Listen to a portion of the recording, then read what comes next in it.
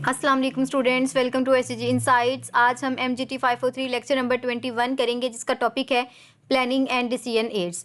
Lecture थोड़ा सा lengthy होने वाला है स्टूडेंट, क्योंकि ये आपका लेक्चर बहुत इंपॉर्टेंट है और इसके अंदर बहुत सारी टर्म्स को कवर किया गया है। इंशाल्लाह लास्ट पर हम इसकी प्रैक्टिस भी करेंगे, इसके मैक्सिमम MCQs की प्रैक्टिस करेंगे। सबसे पहले स्टूडेंट हमारा टॉपिक है technique for allocating resources.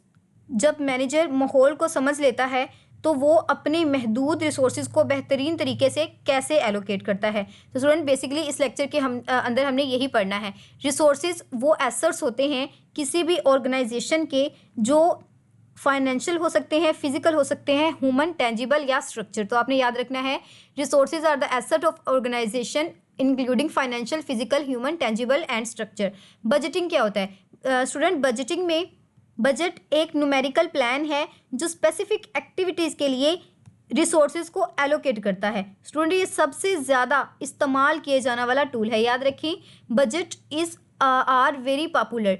Student ये पॉपुलर क्यों है? क्योंकि इसके अंदर हम हर किस्म की जो तंजीम होती है उस पर इसे लागू करते हैं, और जो बजट होता है उसे डिफरेंट कैटेगरीज में डिवाइड करते हैं। मिसाल के तौर पर स्टूडेंट जैसे आपके पेरेंट्स हैं, मिसाल के तौर पर आपके जो फादर की सैलरी है वो 50,000 है, तो स्टूडेंट वो अपनी जो सैलरी है उसे अपने बजट के अकॉर्डिंगली डिवाइड करते हैं। जैसे 10,000 बच्चों की स्कूल फ़ी के लिए और बाकी जो उनकी डिफरेंट एक्सपेंसेस होते हैं।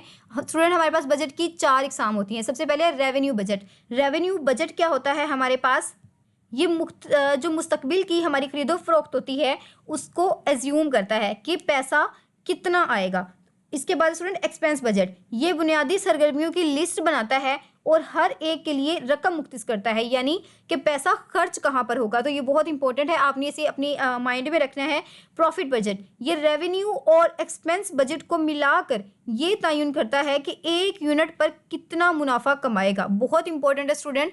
बजट जो होता है हमारे पास, प्रॉफिट बजट, वो किनको कंबाइन करता है? याद रखिए, रेवेन्यू और एक्सपेंस बजट को कंबाइन करता है। किस लिए? कि ये देख सके कि यूनिट पर प्रॉफिट कितना आएगा, यानी कि एक यूनिट पर कितना प्रॉफिट आएगा। बहुत इंपॉर्टेंट है ये कैश बजट। तो स्टूडेंट कैश बजट क्या होता है? ये हमारे पास इस बात की फोरकास्टिंग करता है कि तंजीम के पास कितना कैश होगा और उसके जो तमाम एक्सपेंसेस हैं उसे पूरा करने के लिए कितने कैश की ज़रूरत है। एक तो स्टूडेंट हमारे पास मनी होती है जो बैंक में भी हो सकती है, कैश की फॉर्म में भी हो सकती है। तो बेसिकली हमने इसके अंदर वो कैश पढ़ना है जिसकी किसी भी ऑर्गेनाइजेशन को ज़रूरत है। अब स्टूडेंट हमारे पास बजट की जो अप्रोचेज़ हैं वो 2 तरह की अप्रोचेज़ होती हैं। एक हमारे पास कौन होती है? फिक्स्ड, और दूसरी होती है वेरिएबल बजट। फिक्स बजट क्या होता है? ये बजट एक मखसूस एक सिंगल स्पेसिफाइड वॉल्यूम की बुनियाद पर बनाया जाता है। मिसाल के तौर पर हम 10,000 यूनिट ही बेचेंगे। तो याद रखिए स्टूडेंट, जहाँ पर हम फिक्स्ड कर देते हैं ना, बजट बना लेते हैं कि हमने 10,000 प्रोडक्ट बनाने हैं। मिसाल के तौर पर अगर आप साबुन बनाते हैं तो आप कहते हैं कि हमने इस मंथ में सिर्फ 10,000 साबुन ही बनानी है, तो वो क्या होता है? वो फिक्स्ड बजट होता है। और वेरिएबल बजट क्या होता है? Variable budget that take into the account the cost that vary the volume. तो जहाँ पर भी हमारी जो कॉस्ट होती है वो वेरी करती है वॉल्यूम को, उसे हम किसके अंदर पढ़ते हैं?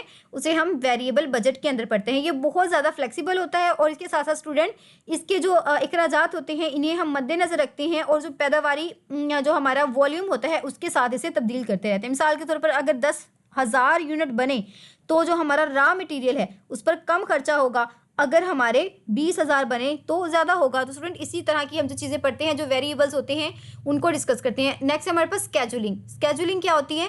इसमें नेसेसरी एक्टिविटीज़ की लिस्ट बनाई जाती है, इनके ऑर्डर ऑफ कंप्लीशन को तय किया जाता है। ये बताना कि कौन क्या करेगा और हर काम के लिए कितना वक्त दरकार है, इसे हम स्केजुलिंग में पढ़ते हैं। तो स्टूडेंट स्केजुलिंग के नाम से ही पता चल जाता है कि इसके अंदर हम जितना भी किसी को कोई वक्त चाहिए होता है या कोई काम करना हो उसका जो ड्यूरेशन होता है उसको हम तय करते हैं। स्टूडेंट यहाँ पर एक बहुत इंपॉर्टेंट टर्म है गैंट चार्ट। तो गैंट चार्ट हेनरी गैंट के नाम से मकबूल है, इसे हेनरी गैंट ने बनाया था।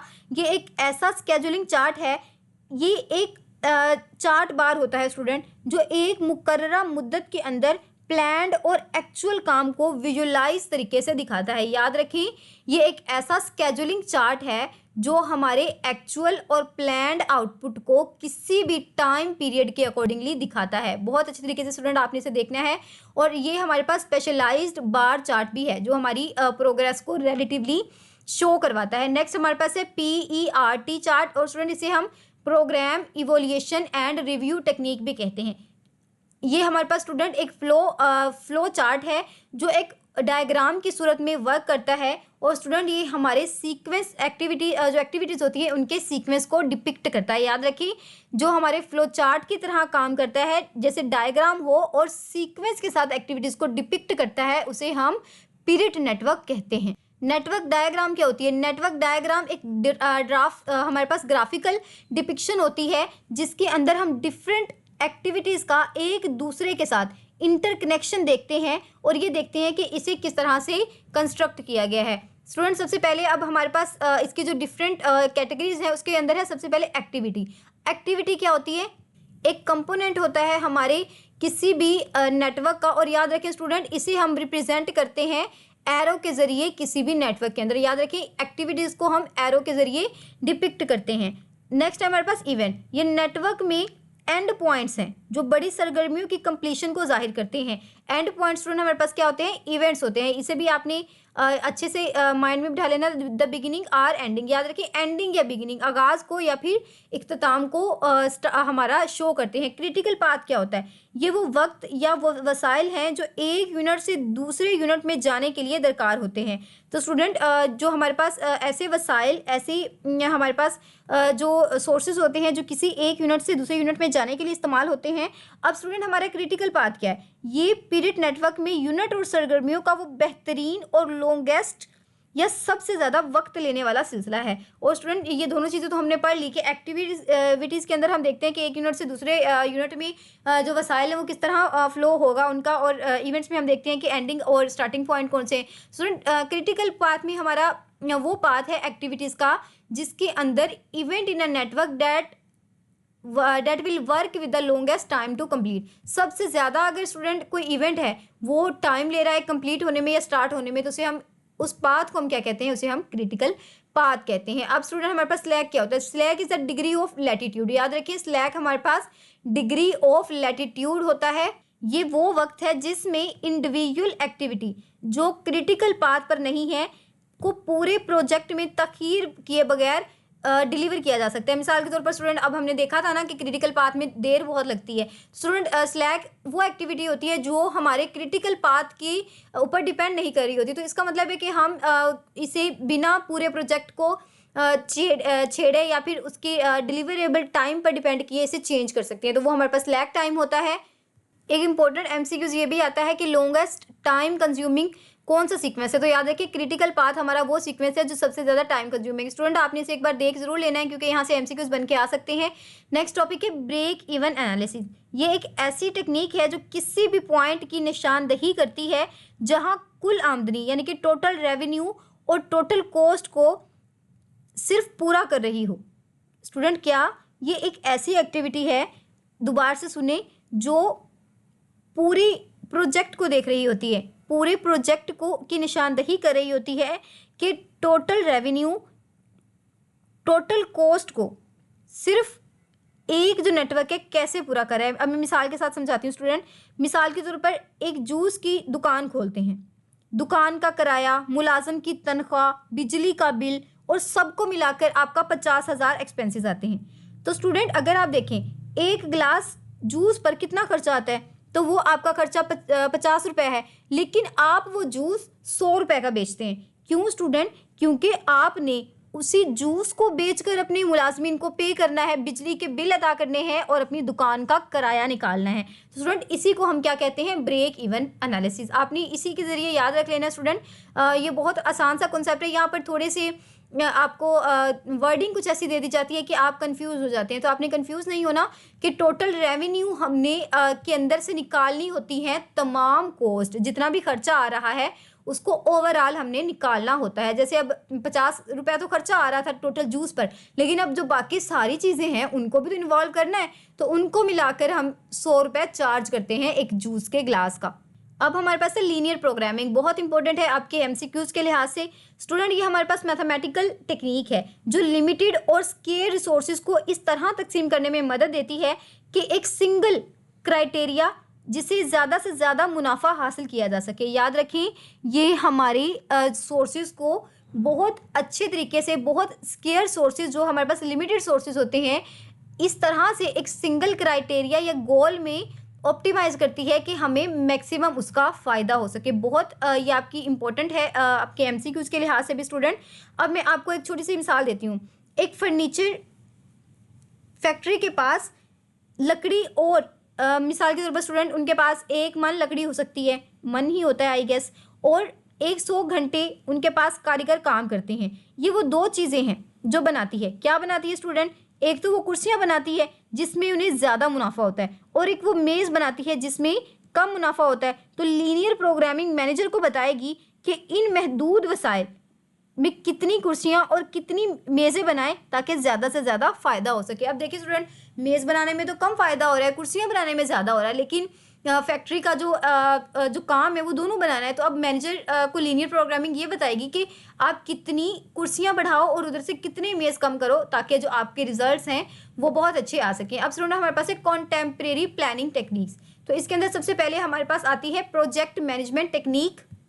प्रोजेक्ट हमारे पास एक one time only set of activities है। ये आपने याद रखना है, आपसे एमसीक्यूज़ पूछा जा सकता है कि one time only set activities क्या है। तो वो हमारे पास प्रोजेक्ट होता है जिसके अंदर हम उसकी बिगिनिंग को डिफाइन करते हैं और जो एंडिंग पॉइंट्स होते हैं उनको डिफाइन करते हैं। मिसाल के तौर पर एक नई वेबसाइट लॉन्च करना या फिर एक किताब लिखना। अब स्टूडेंट हमारा जो प्रोजेक्ट मैनेजमेंट क्या होती है, ये एक ऐसा टास्क है या एक ऐसा काम है जिसमें प्रोजेक्ट की तमाम सरगर्मियों को एक वक्त पर, एक बजट के अंदर रहते हुए और अकॉर्डिंग टू स्पेसिफाई जो हमारे पास स्पेसिफिक टेक्निक्स होती हैं या फिर अकॉर्डिंग टू स्पेसिफिकेशन कंप्लीट किया जा सके। तो स्टूडेंट आपने याद रखना है project management done on one time, जो हमने टाइम दिया है, वो बजट जो हमने मुख्तस किया है, और वो स्पेसिफिकेशन या वो उम्मीदें जो हमने उस प्रोजेक्ट से लगाई हैं उनको पूरा करने का नाम प्रोजेक्ट मैनेजमेंट होता है।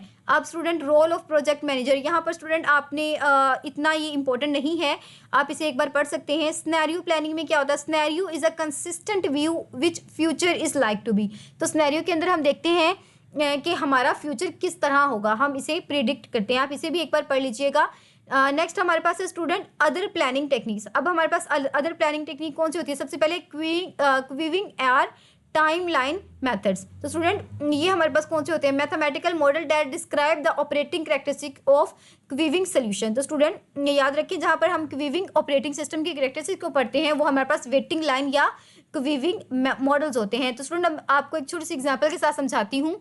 तो स्टूडेंट मिसाल के तौर पर एक बैंक मैनेजर इस मॉडल को इस्तेमाल करता है ये देखने के लिए, ये जानने के लिए कि सुबह अगर 10 बजे कितने काउंटर खोले जाएं, यानी कि मल्टीपल सर्वर क्वीविंग खोलने चाहिए ताकि जो कस्टमर्स हैं उनको 5 मिनट से ज़्यादा वेट ना करना पड़े। तो स्टूडेंट ये बहुत अच्छी टेक्निक है जो हमारी वेटिंग लाइन मॉडल के थ्रू हैंडल कर रही होती है।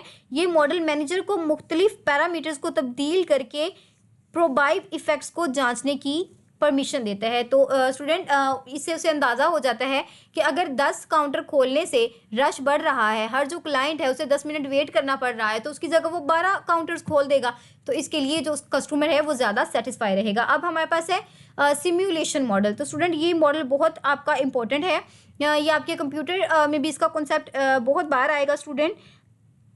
ये स्टूडेंट इस वक्त हमारे काम आता है जब सूरत हाल लीनियर प्रोग्रामिंग या क्वीविंग थ्योरी के लिए बहुत ज़्यादा कॉम्प्लेक्स हो। याद रखें ये स्टूडेंट कब हमारे काम आता है, ये देखें यहाँ पर आपका इंपॉर्टेंट पॉइंट भी दिया गया है कि उन सिचुएशन में काम आता है जहाँ पर लीनियर प्रोग्रामिंग या क्वीविंग थ्योरी की जो सिचुएशंस होती हैं हमारे लिए कॉम्प्लेक्स हो। और ये भी स्टूडेंट हमारे पास मैथमेटिकल इमिटेशन रियलिटी होती है। रियलिटी मतलब जैसे स्टूडेंट, अब मैं आपको आसान अल्फाज में समझाऊं, जैसे इन एनिमेशन होती है, रियली उन काम को करना या फिर उसको प्रैक्टिकली करना मुश्किल होता है। जैसे अब पायलट को जहाज़ चलाना सिखाना हो, तो स्टूडेंट अब रियलिटी में अगर वो जहाज़ के ऊपर से बैठ कर चलाना सिखाएंगे तो हो सकता है उससे कोई मिस्टेक हो और वो जो जहाज़ है क्रैश कर जाए, हम जो फ़ौज होती है या फिर हमारी जो कंपनी होती है उसे बहुत ज़्यादा लॉस हो जाए। तो स्टूडेंट सिमुलेशन एक ऐसा मॉडल होता है जिसके अंदर सिमुलेशन के ज़रिए, जैसे कार्टून्स के ज़रिए सिखाया जाता है और इंसान को ऐसे लगता है कि वो कर रहा है,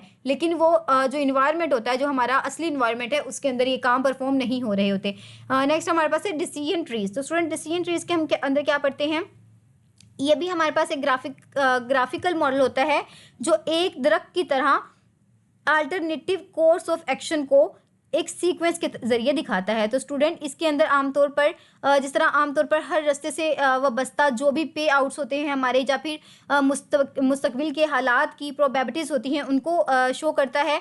जैसे स्टूडेंट मुझे एक नया रेस्टोरेंट खोलना चाहिए, तो अगर हम हम इसका एनालिसिस करें तो इसका अगर हम इसके इम्कानात की बात करें तो 70% इम्कानात हैं कि मुझे फ़ायदा होगा, 30% मुझे ये है कि मेरा रेस्टोरेंट नाकाम हो जाएगा। तो उम्मीद करती हूँ स्टूडेंट आपको लेक्चर पसंद आया होगा। लेक्चर थोड़ा सा लेंथी था, आपने इसे बहुत ध्यान के साथ देखना है क्योंकि मैक्सिमम आपके जो MCQs हैं वो यहाँ से आएंगे।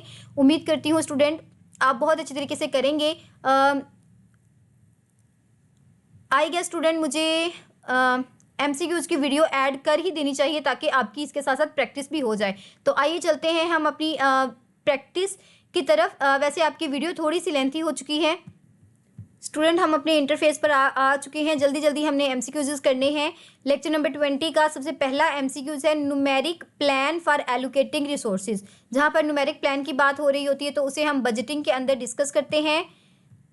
Budget projection future sales. तो स्टूडेंट जहाँ पर हम फ्यूचर सेल्स की बात कर रहे होते हैं वो एक्सपेंसेस होते हैं, रेवेन्यू होता है हमारे पास, वो हमारे पास रेवेन्यू होता है। ये आपके MCQs इसी तरह आपके पेपर में आते हैं, थोड़े से कंफ्यूजिंग होते हैं। Chart showing actual and planned output. तो स्टूडेंट ऐसा चार्ट जो एक्चुअल और प्लान्ड चीज़ों को दिखा रहा होता है वो हमारे पास गेंट चार्ट होता है जो हमारे हेनरी गेंट ने दिया था। PERT stand for program evolution and vert. तो RT का मतलब क्या है, रिव्यू टेक्निक्स। ये भी आपका इंपॉर्टेंट है स्टूडेंट, मैंने आपको बताया ना कि स्टैंड फॉर आपके पेपर में बहुत पूछे जाते हैं। Longest sequence of activities in period chart. तो लॉन्गेस्ट सीक्वेंस हम किसको शो करते हैं, क्रिटिकल पाथ को। ये मैं बहुत डिटेल के साथ आपको पढ़ा के आई हूँ। Technique identifying point where revenue cover the cost. जहाँ पर रेवेन्यू कवर कर रहा हो हमारी कोस्ट को, उसे हम ब्रेक इवन में पढ़ते हैं या फिर उसे हम लीनियर प्रोग्रामिंग में पढ़ते हैं। तो उसे हम ब्रेक इवन में, जी हाँ स्टूडेंट, ब्रेक इवन एनालिसिस में उसे हम डिस्कस करते हैं।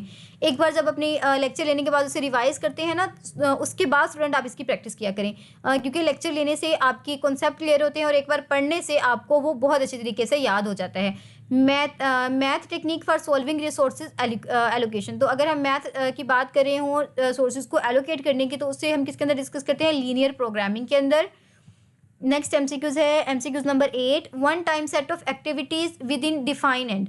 तो वन टाइम एक्टिविटीज़ की जब हम बात कर रहे होते हैं, one time set of activities, program, process, project या प्रोसीजर, आई गेस प्रोजेक्ट। जी हाँ student, one time activities project को हैंडल कर रही होती हैं।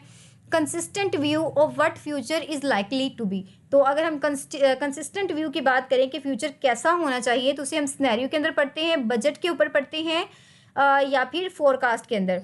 तो उसे हम सिनेरियो के अंदर पढ़ते हैं स्टूडेंट, ये भी हम अभी कवर करके आए हैं। तो नेक्स्ट हमारे पास MCQs है MCQs number 10, mathematical imitation of reality. Student ये आपका बिल्कुल लास्ट वाला था जो मैंने अभी आपको करवाया है कि जो हमारी इमिटेशन ऑफ रियलिटी है उसे हम सिमुलेशन में डिस्कस करते हैं। तो उम्मीद करती हूँ आपको लेक्चर पसंद आया होगा।